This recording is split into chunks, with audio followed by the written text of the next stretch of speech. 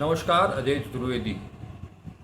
आज हम चर्चा करेंगे जात जनगणना पर। इससे पहले जात जनगणना कराने का जो नरेंद्र मोदी सरकार ने फैसला किया है, इस माहौल में उस पर भी थोड़ी सी चर्चा करेंगे। और चर्चा के लिए आप स्क्रीन पर देख रहे हैं बनारस हिंदू विश्वविद्यालय लॉ फैकल्टी के डीन और देश के जाने माने कानूनविद, विधिवेत्ता और राजनीतिक क्षेत्र में भी अच्छी खासी दखल रखने वाले प्रोफेसर MP सिंह साहब। तो हम चर्चा की शुरुआत करते हैं। सर, आपका बहुत बहुत स्वागत है। जैसा मैंने कहा कि जो माहौल पिछले 22 अप्रैल को जिस ढंग से पहलगाम में हमला हुआ, 28 लोग मारे गए, और उसके बाद पूरा देश जब स्तब्ध था उस घटना को लेकर के, दुखी था, आक्रोशित था। लोग चाह रहे थे कि आतंकियों को, उनके पनाहगारों को माकूल जवाब दिया जाए। ऐसे समय में अचानक से केंद्र सरकार जात जनगणना की स्वीकृति, मंजूरी लेकर के आती है। इसे किस रूप में देखते हैं? मैंने ये टाइम जो था उसको लेकर के जो देश भर इसको इस उनके निर्णय से बहुत चकित भी। चतुर्वेदी जी, हम लोगों के जो दर्शक लोग हैं उन लोगों को मेरा प्रणाम और आपको बहुत धन्यवाद।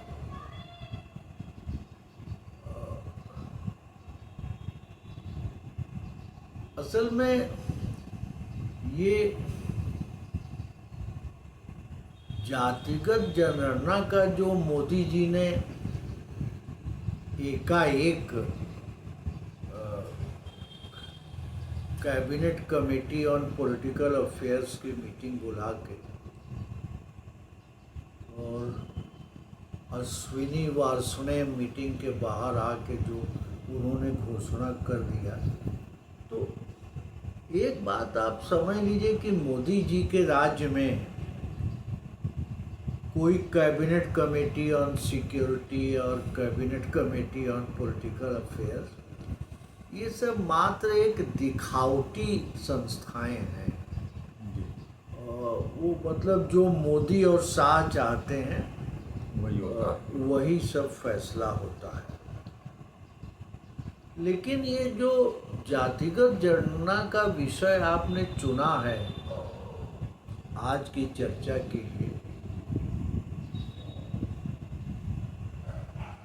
इसमें आम लोग तो आश्चर्यचकित होंगे कि जो इतनी हृदय विदारक और जघन्य हत्या जो बेसरन में, पहलगाम में हिंदू टूरिस्ट के साथ किया गया,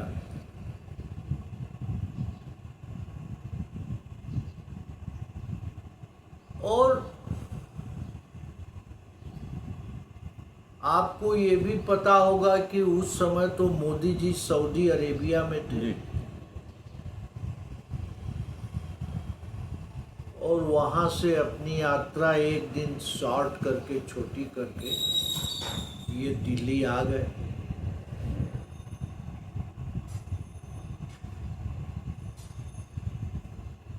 और जब से 2014 में ये लोग शासन में आए हैं, तो खास तौर से मोदी जी ने खुद और इनकी पार्टी के लोग और इनके समर्थकों ने एक बाहुबली का बिंब समाज में फैलाया। वो मतलब छोटी छोटी बात, जैसे 56 इंच का सीना है, घूस के मारेंगे, और लाला एक इनके, अब हम क्या कहें, वो इंटर कॉलेज में मिर्जापुर में पढ़ाते थे बाबू राजनाथ सिंह, वो तो उनका कुछ पेट सेंटेंसेज हैं।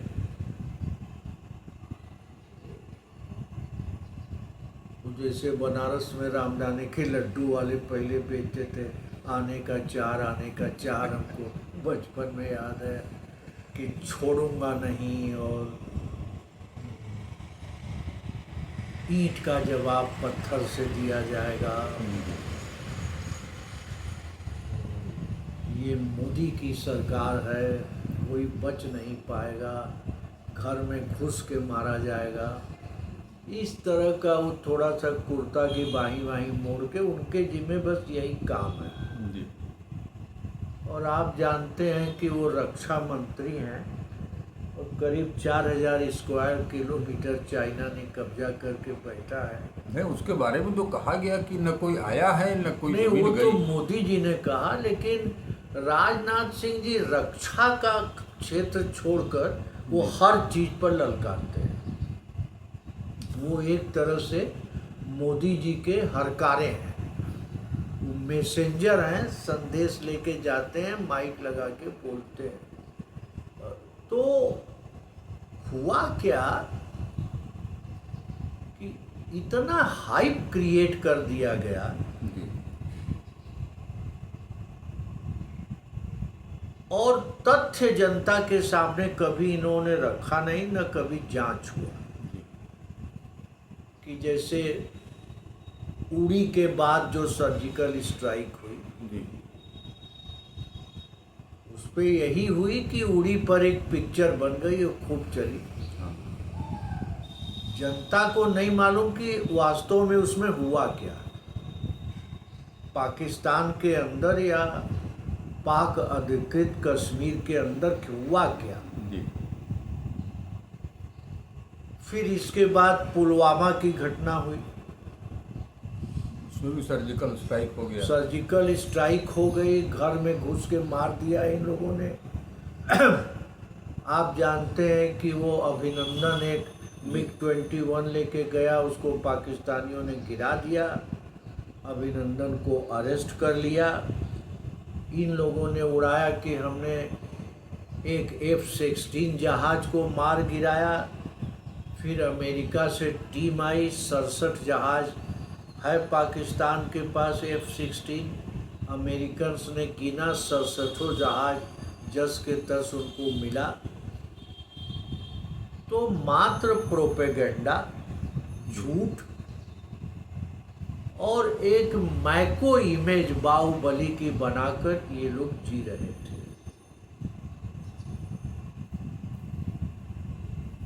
और चतुर्वेदी जी, आप एक बात और समझिए कि आप यूक्रेन युद्ध को देखिए। हाँ।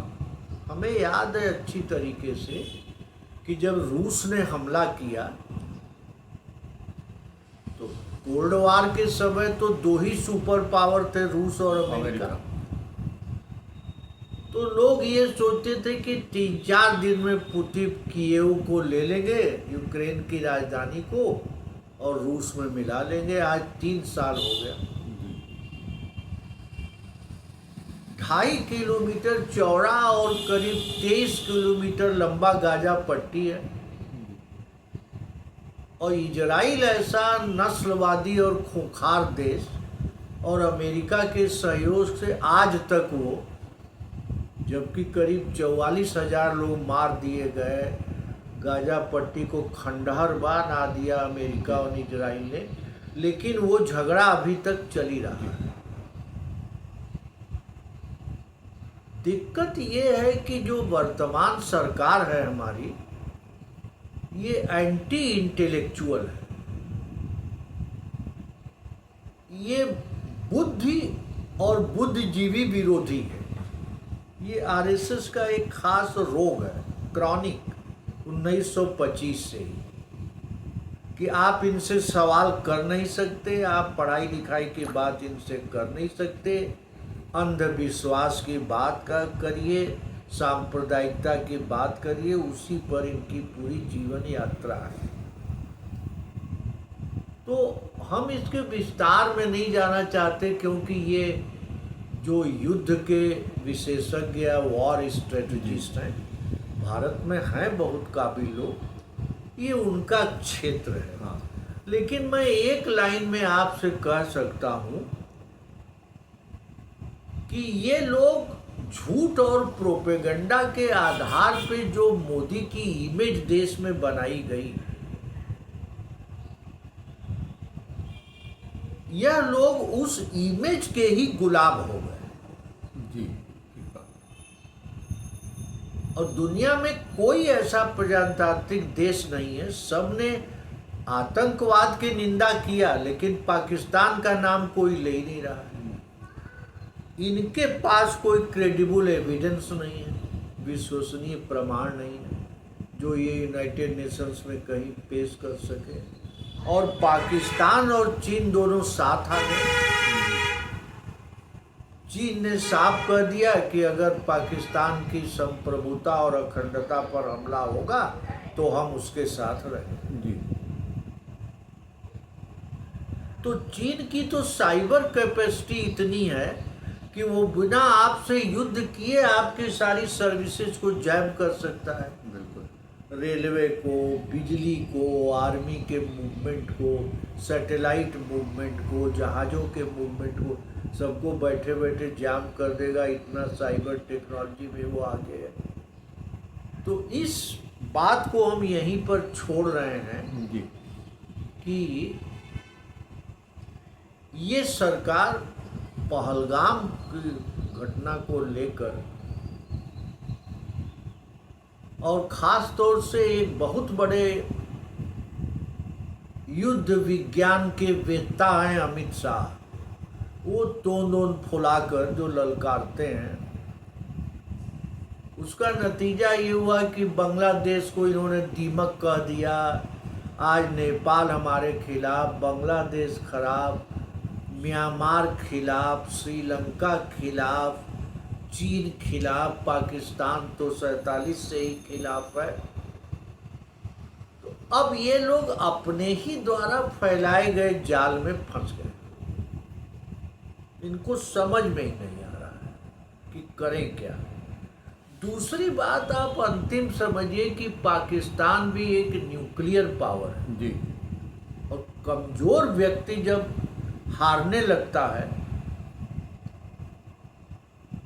तो अगर ऑल आउट वॉर छिड़ जाए, पूर्ण युद्ध, जी, और जिस दिन पाकिस्तान को लगेगा छोटी सी एरिया है कि वो एक्सटिंक्ट हो जाएगा या विनष्ट हो जाएगा, तो लोगों का ये मूल्यांकन है कि वो नाभिकीय हथियारों का इस्तेमाल कर देगा, भले ही चाहे उसका जितना बर्बादी हो जाए।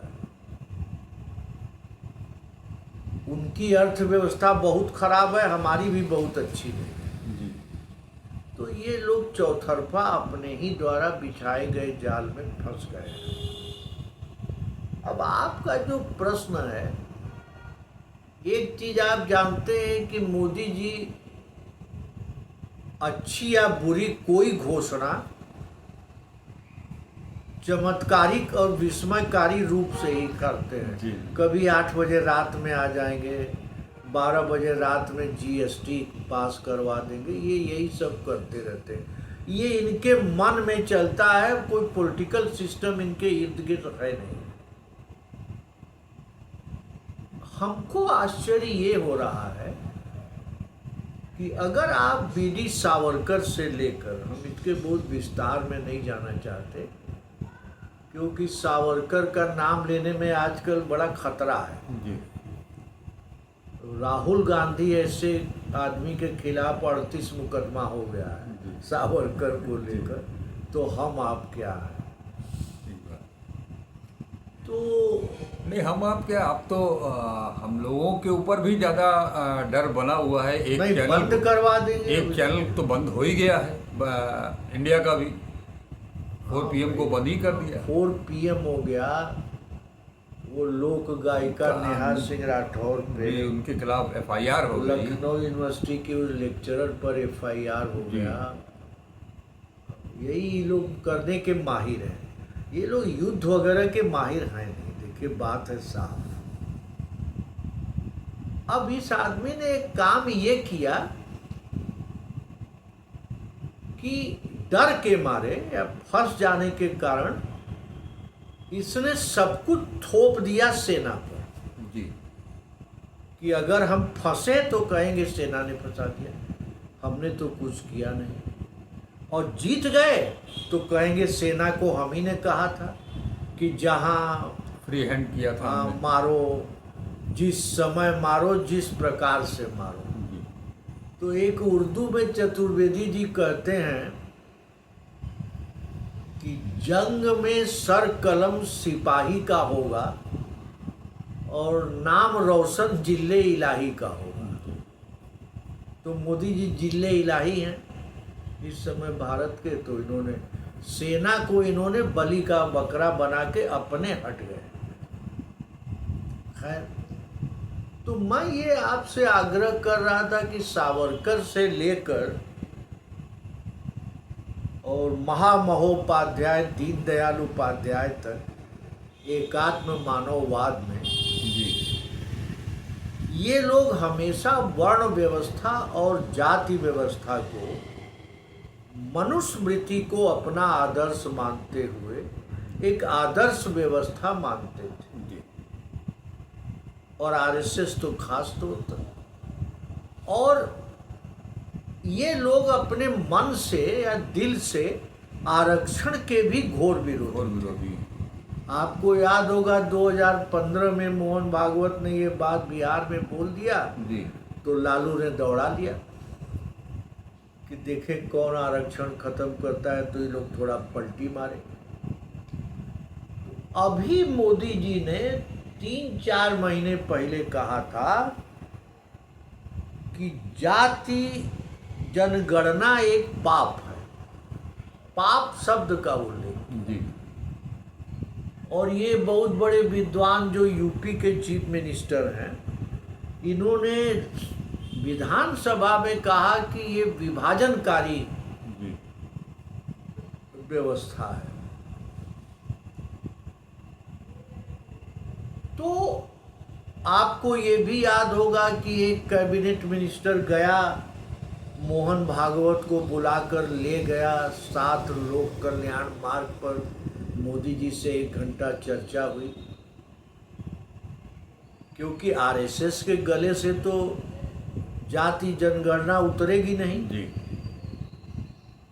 मोदी जी ने शायद उनसे कहा हो कि मैं पहलगाम को लेकर फंस गया हूँ और बिहार में चुनाव है, तो मैं एक फुलझड़ी छोड़ना चाह रहा हूँ। आप ये भी नहीं कह सकते कि ये ऐसा कमिटमेंट है संसद में या कहीं कि जिसको इनको लागू कराने के लिए बाध्य किया जा सके।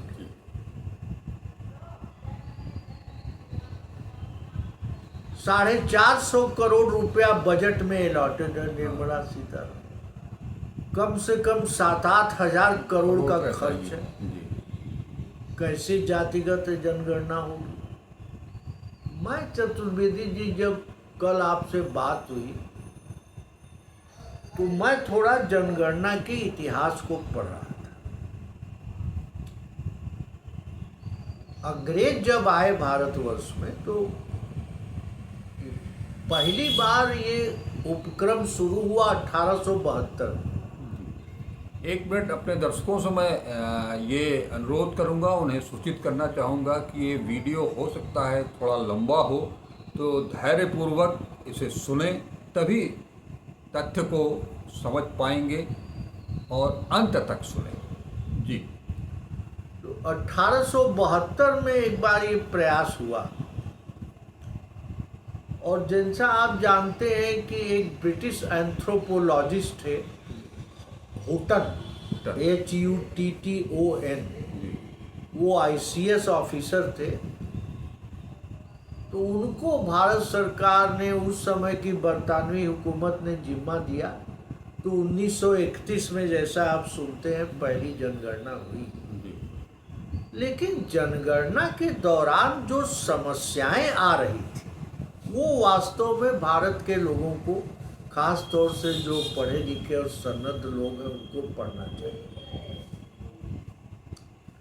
क्योंकि जब जनगणना के लिए कर्मचारी जाते थे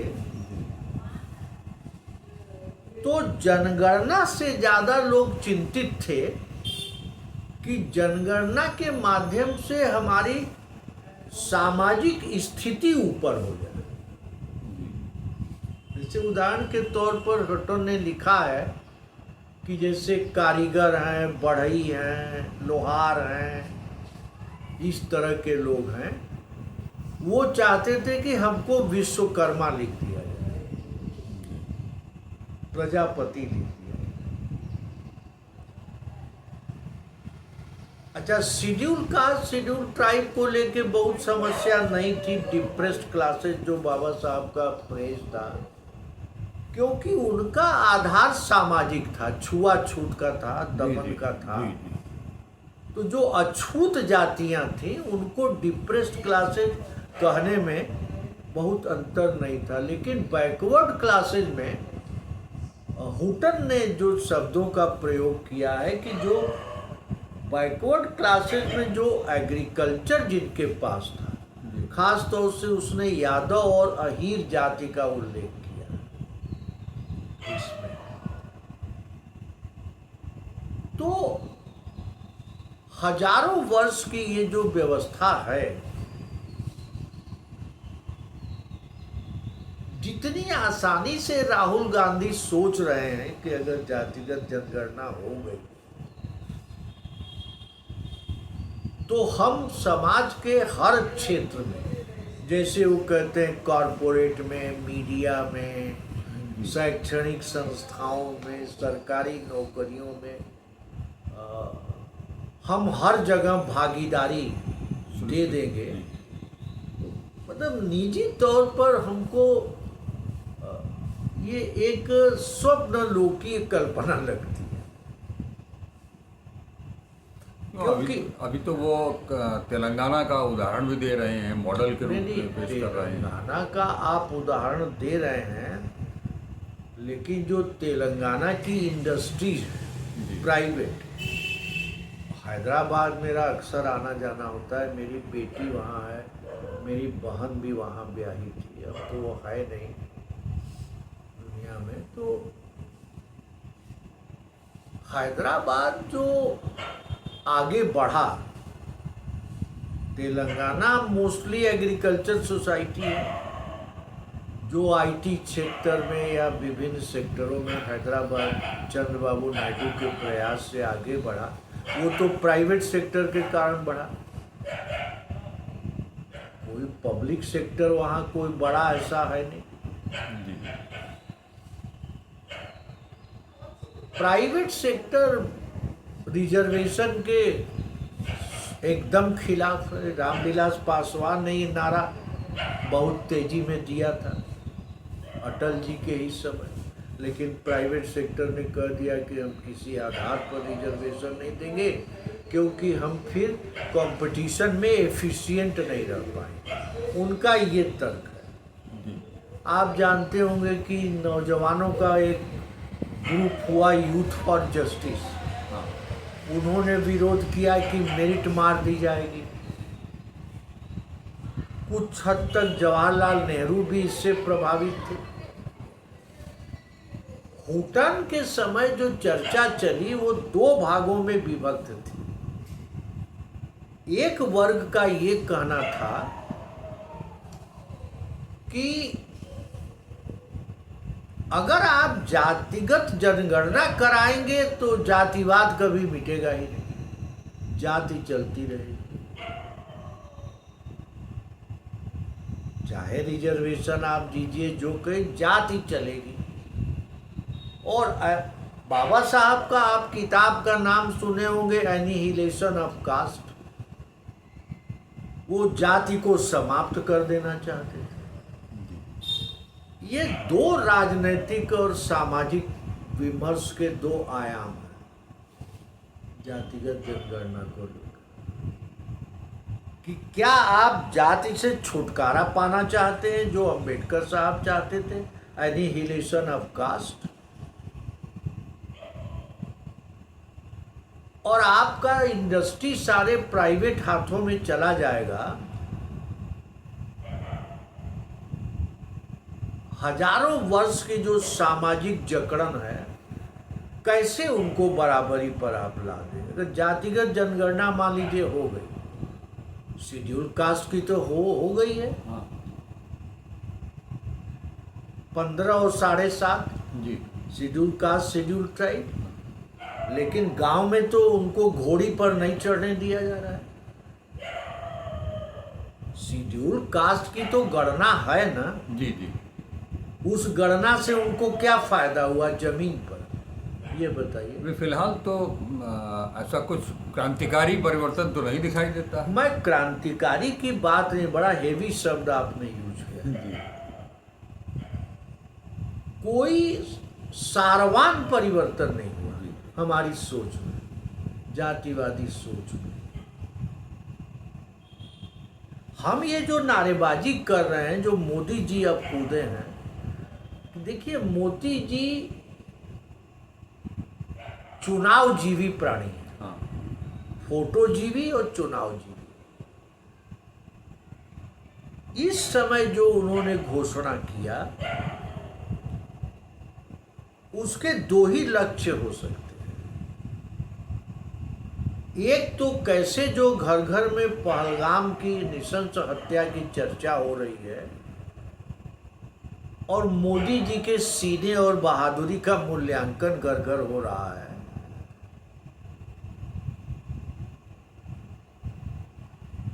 कैसे ये बुरी तरफ फंस गए हैं।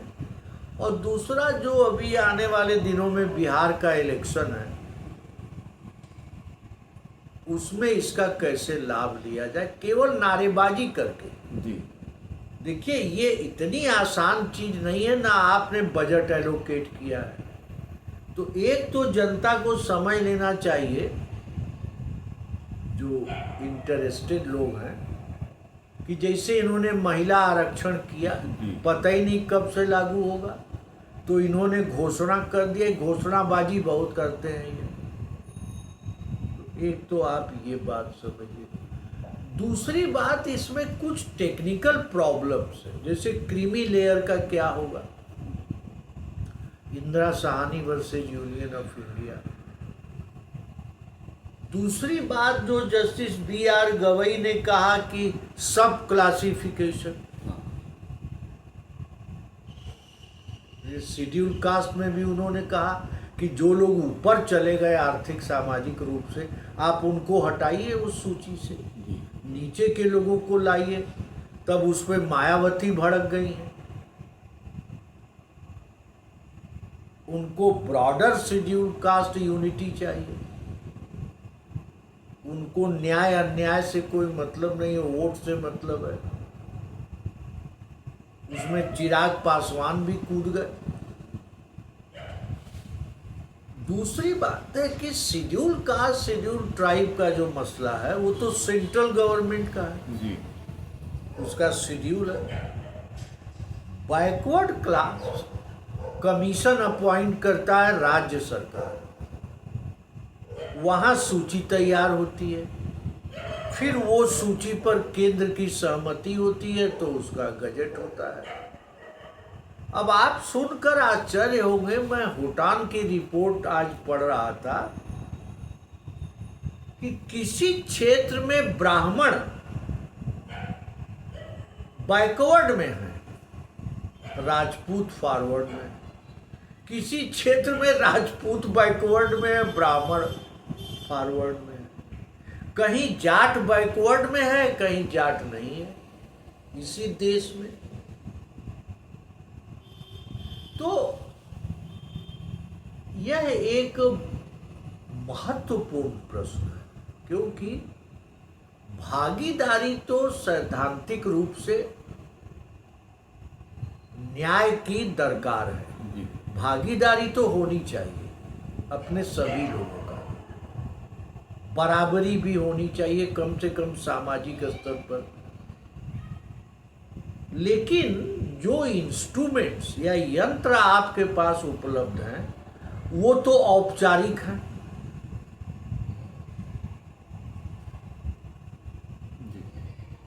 एक और समस्या आएगी कि मान लीजिए जो बिहार के, अगर आप जातीय सर्वे को देखें तो 10.5% सवर्ण है।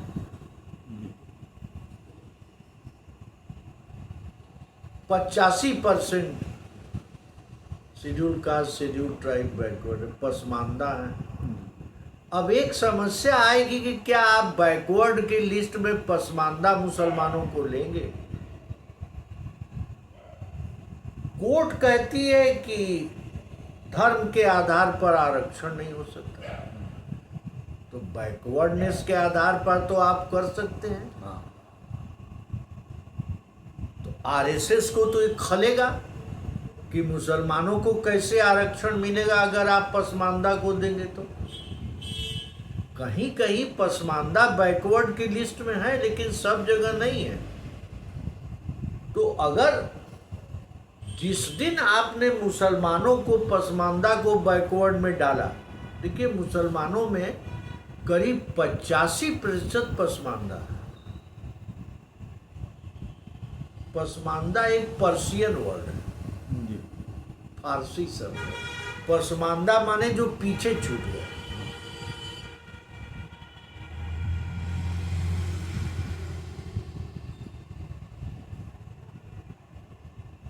तो अगर आपने पसमानदा को बैकवर्ड की लिस्ट में डाला, तो आपने तो बैकवर्ड में भी हिंदुत्व जगा दिया है। जी। ओम प्रकाश राजभर हैं, संजय निषाद हैं, अनुप्रिया पटेल हैं, तरह तरह के लोग उत्पन्न हो गए हैं। तो अभी तक तो मोदी जी का काम आसान था, हिंदू मुसलमान करो, 80-20 करो, बटेंगे तो कटेंगे, चुनाव आसान था। लेकिन इतने तरह का उबाल कड़ाही में आएगा जातियों में, और ये 10.5% जो सवर्ण है वो भाजपा का 100% वोटर है। जी। वही जय श्री राम ज्यादा करता है, कहीं वो न बिदक जाए इनसे। ये संकट तो होगा भाई, ये तो बिहार के चुनाव में दिखाई पड़ेगा। इसका जो बैरोमीटर है इनके इस चमत्कारिक अभ्यास का, इसकी जांच बिहार के चुनाव में होगी जमकर। फिर आपको संविधान संशोधन करना पड़ेगा, वो बॉर्डर लाइन 50%। जी। क्या आपने तो उसको EWS से तोड़ी दिया है 10% देकर। जी। अब ये मामला सुप्रीम कोर्ट में भी जाएगा, सवर्ण लोग लेकर जाएंगे। तो ये एक बड़ी जटिल और लंबी यात्रा है। मैं तो आपसे यही कहूँगा कि जो हमारे संविधान के प्रीएम्बुल में जी। इक्वलिटी, फ्रेटर्निटी, लिबर्टी, जी। तो बाबा साहब का ये कहना था कि सबसे महत्वपूर्ण है बंधुत्व। हाँ। और बंधुत्व हो नहीं सकता प्रजातंत्र में जब तक जाति है। ये बड़ा जटिल प्रश्न है। मोदी जी ने चुनाव को देखते हुए और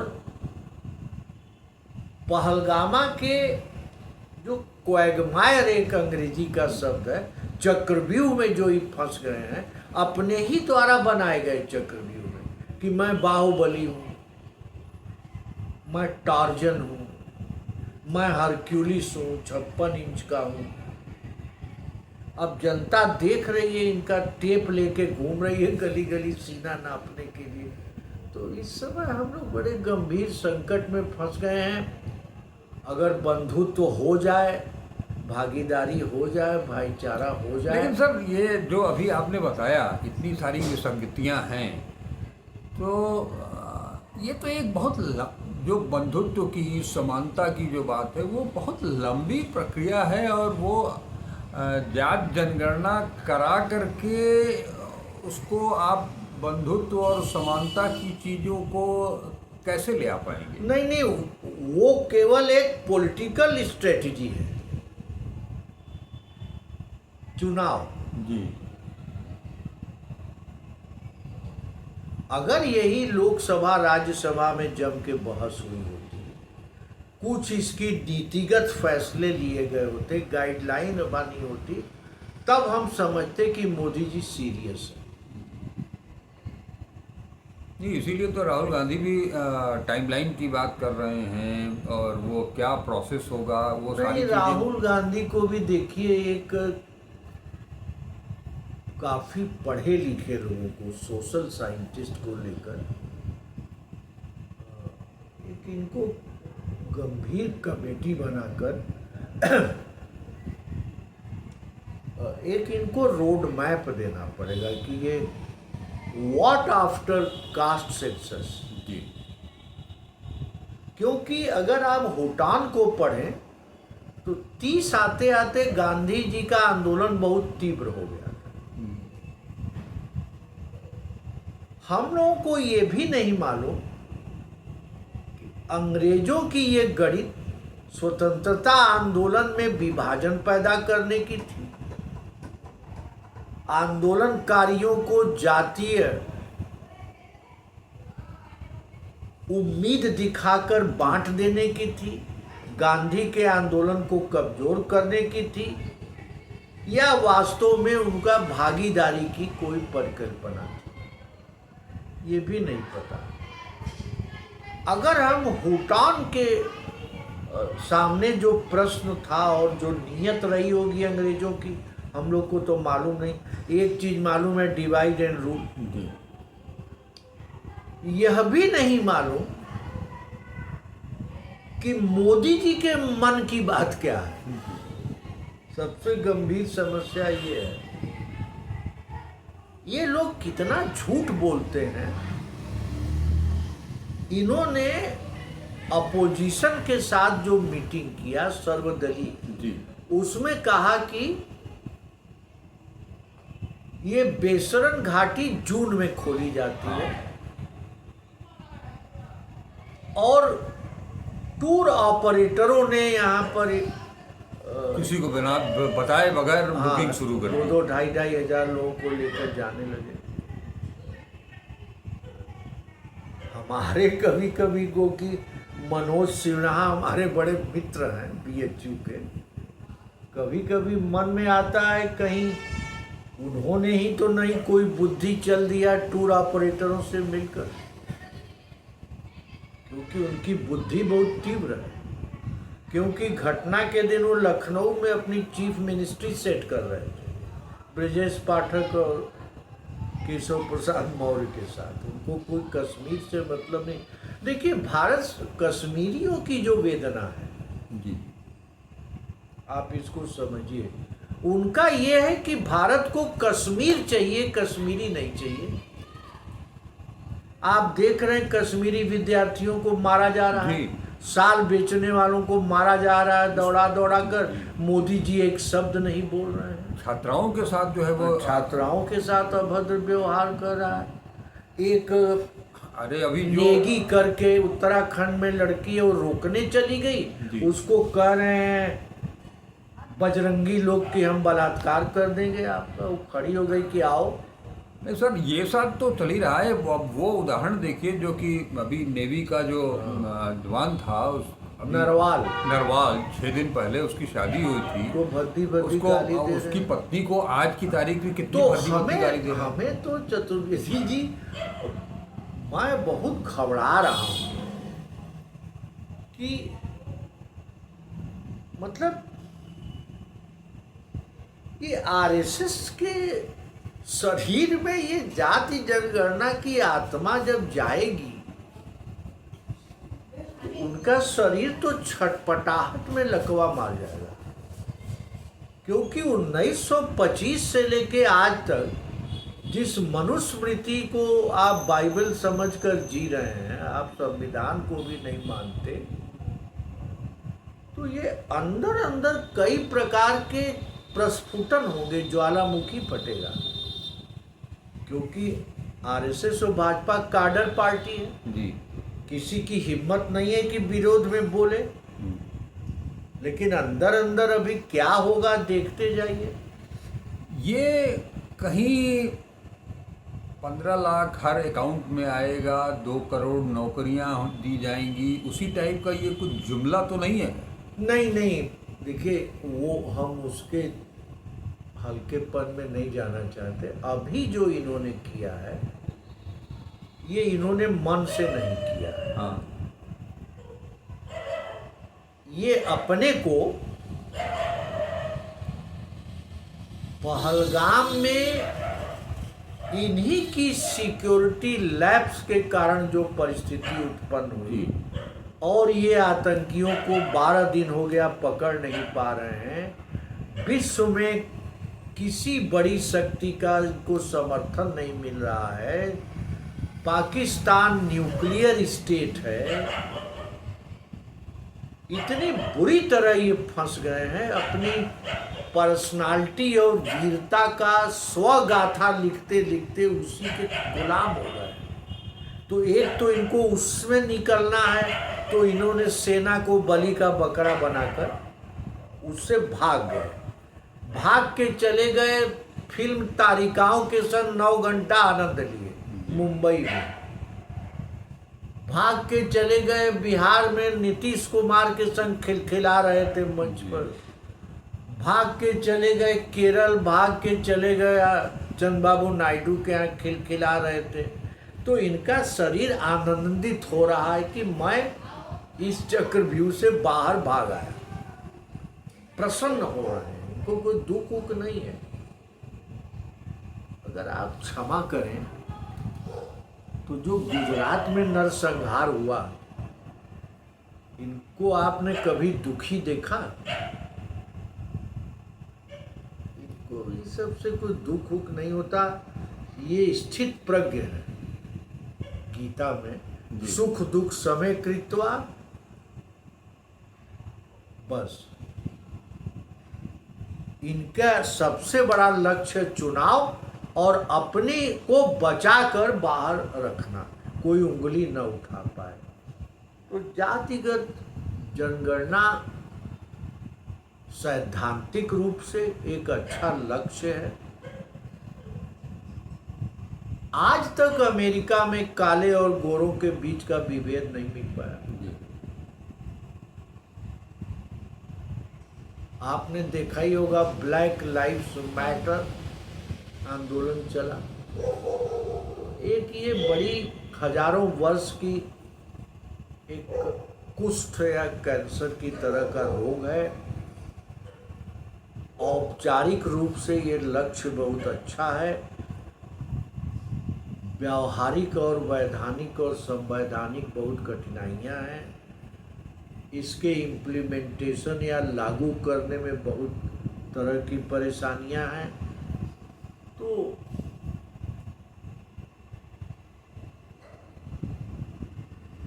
हम तो यही इच्छा है कि ये सफलता से लागू हो जाए, लेकिन हमारी इच्छा पूरी नहीं होगी क्योंकि इसकी घोषणा मोदी जी ने किया है।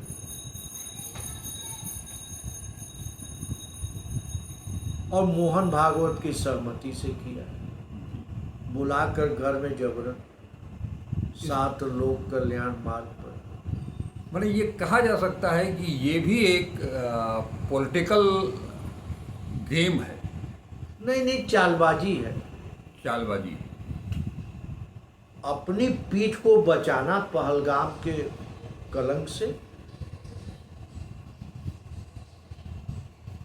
और गिरती हुई साख के संदर्भ में चुनावी सफलता के लिए एक नया प्रयोग करना।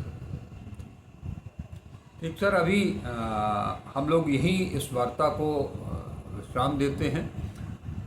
जो अभी आपने अंत में कहा, पूरी वार्ता का लबोलिबाब वही है कि अपनी पीठ बचा करके निकलना था इनको, और उसी परिप्रेक्ष्य में ये जनगणना का शिगुफा मार्केट में छोड़ा गया और चुनावी चालबाजी चुनावी चालबाजी। जी, बहुत बहुत शुक्रिया सर, आपने अपना बहुमूल्य समय दिया। और इस जाति जनगणना पर मुझे लगता है कि ये वीडियो काफ़ी सार्थक होगा, क्योंकि जो चीज़ें आपने अभी तक बताई हैं इसमें, जो इसका ऐतिहासिक बैकग्राउंड जो आपने दिया है, वो दर्शकों के लिए कुछ नवीनता लिए हुए जरूर आएगा। बहुत बहुत शुक्रिया सर आपको, आप सभी दर्शकों को बहुत बहुत शुक्रिया।